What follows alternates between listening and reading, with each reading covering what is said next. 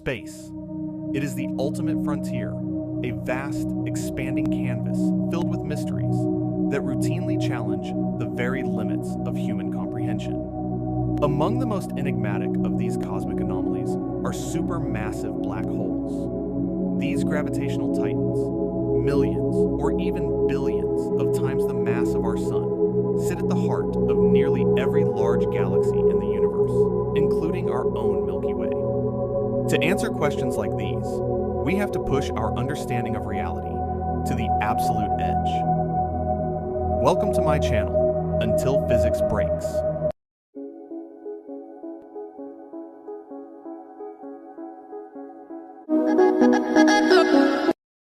For decades, astrophysicists have grappled with a fundamental cosmic dilemma, a grand, universal version of the chicken or the egg riddle. What came first? The massive galaxy, swirling with billions of stars, or the supermassive black hole anchoring its center? The traditional, long-held understanding painted a clear picture of cosmic evolution. It suggested that galaxies formed first. Slowly, over hundreds of millions of years, vast clouds of primordial hydrogen gas collapsed to form the very first stars. As these stars lived, died, and clustered together, a central mass eventually collapsed, creating a black hole seed. This seed would then grow in tandem with its host galaxy, feeding off the surrounding gas and stellar material over eons.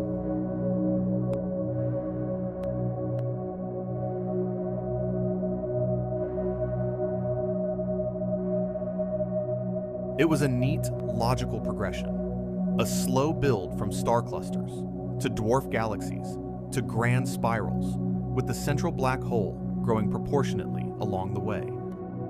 But science thrives on the unexpected, and to find the unexpected, we needed a better set of eyes. Enter the James Webb Space Telescope. Positioned 1 million miles from Earth, this marvel of human engineering is, for all intents and purposes, our greatest time machine. Because light takes time to travel through the vastness of space, looking deep into the cosmos means looking back in time.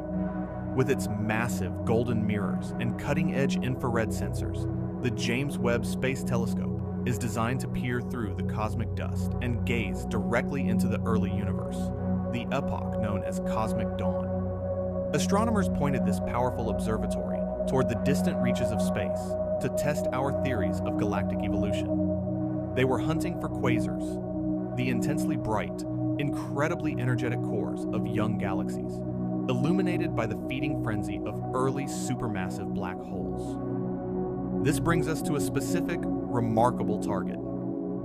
A quasar designated as QS01.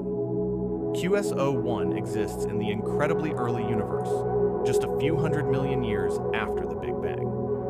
According to the standard rulebook of astrophysics, a supermassive black hole at this stage of the universe should be nestled comfortably within a bustling, massive host galaxy.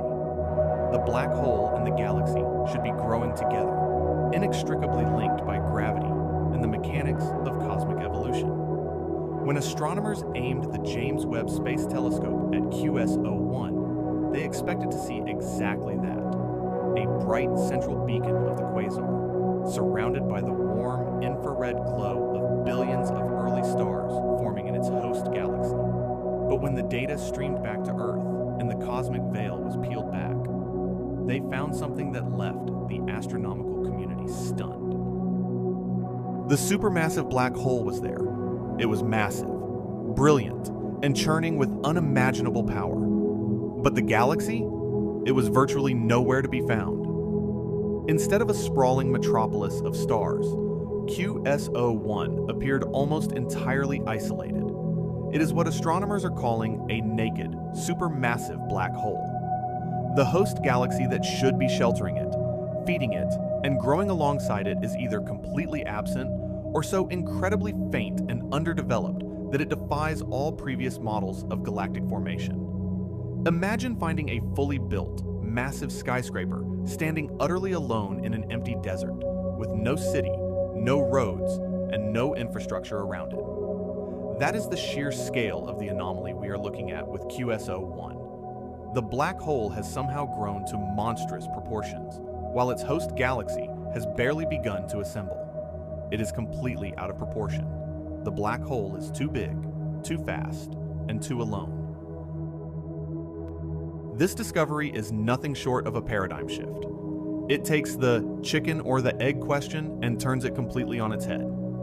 If galaxies don't always form before their central black holes, how did this titan get so big, so incredibly early in the universe's history?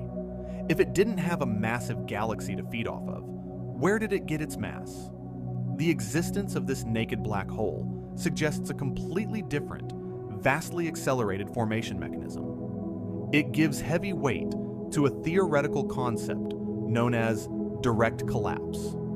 In the standard model, a black hole forms from the death of a single massive star, leaving a relatively small seed that takes billions of years to grow.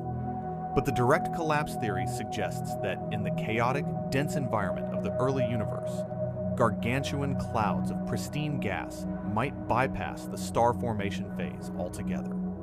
Instead of fragmenting into thousands of stars, an entire massive gas cloud could buckle under its own immense gravity, collapsing directly into a heavy black hole seed. A direct collapse would instantly create a black hole thousands or millions of times heavier than our sun right out of the gate. From there, it could rapidly consume whatever remaining gas was in its immediate vicinity, growing into a supermassive titan before a surrounding galaxy ever had the chance to form stars. The James Webb Space Telescope's discovery of QS01 is a profound reminder that the universe is far wilder, more dynamic, and more surprising than our textbooks suggest.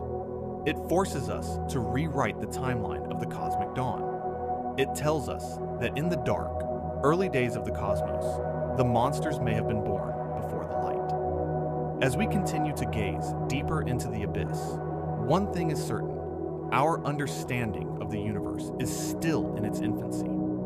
Every new image, every particle of light captured by these incredible instruments has the power to change everything we thought we knew.